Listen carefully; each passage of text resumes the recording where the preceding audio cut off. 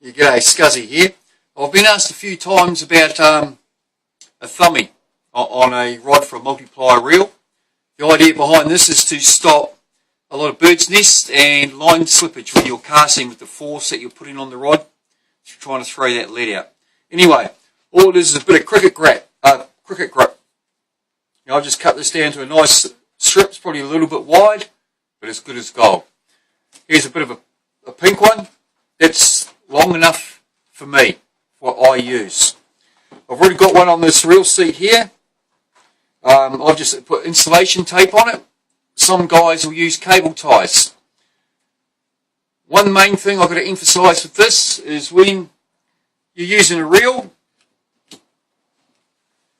you've got to have the thumbie facing away from the reel, facing down. That way when you bring it over the reel, when it releases, it throws back. Because if you don't, what can happen, if you have it going the other way, just take that off, what happens is when it comes back, that happens. The thumbie will jam on the spool. It's the last thing you need. Now, this is a low profile cage, it won't affect it too much. However,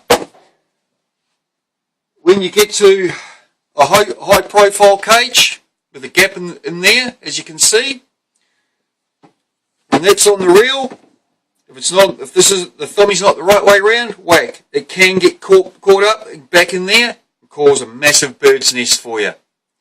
So always remember, have it facing away from the reel.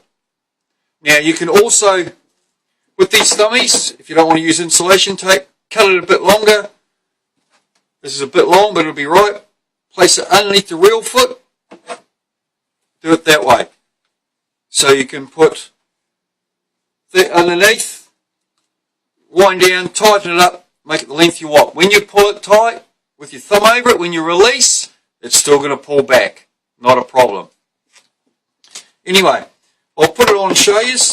Here we go. Because this is the biggest problem for people. They say they get bird's nests when they're casting. 8 times out of 10, it's because of thumb slippage, because I try to put too much into it. So basically, what I do is when I'm casting, I get the thumbie, pull it over, put the thumb on it.